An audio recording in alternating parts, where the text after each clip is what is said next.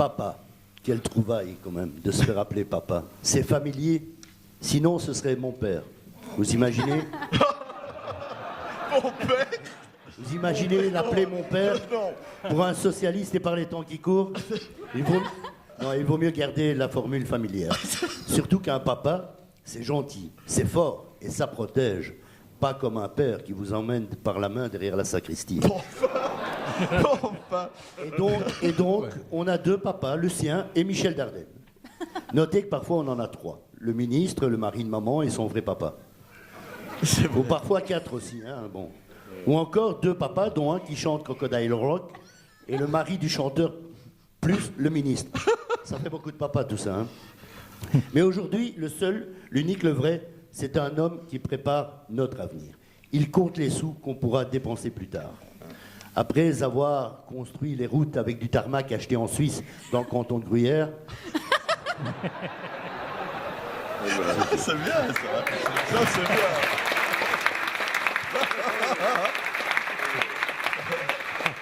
Après ça, il construit le chemin qui nous mènera dans la maison bleue où nous coulerons des jours paisibles. Une maison sur pilotis d'ailleurs, puisqu'elle repose sur 3 piliers. Les piliers sont déjà là, mais il y en a 2 qui sont un peu vermoulus et papa voudrait bien d'un quatrième pilier.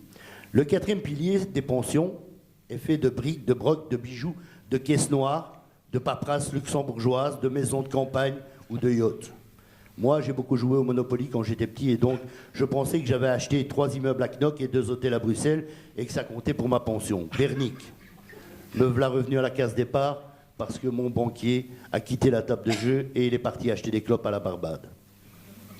Mais bon, vous en connaissez beaucoup, vous qui ont des titres, des yachts, des maisons. Bref, la maison bleue sur pilotis ressemble un peu à un radeau de la Méduse et le 4e pilier reste assez chimérique.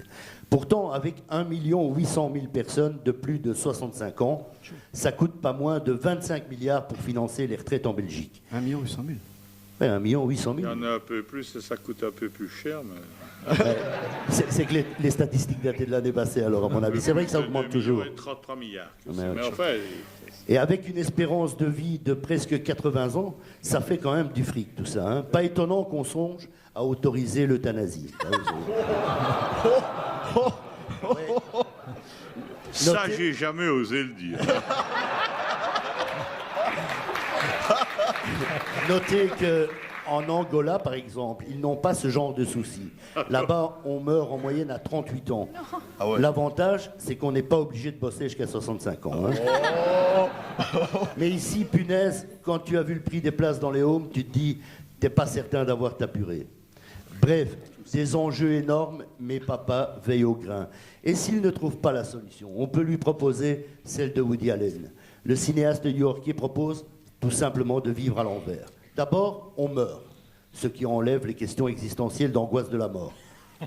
Ensuite, on se réveille dans un home et on triche aux cartes. Mais comme on va de mieux en mieux, on vous met dehors avec une pension de retraite. Après ça, tu reçois un cadeau de départ pour ton premier jour de travail. Et après 40 ans de boulot, tu pètes la forme et tu épouses madame qui est de plus en plus jeune. Et oui, tu finis par faire l'amour à une adolescente.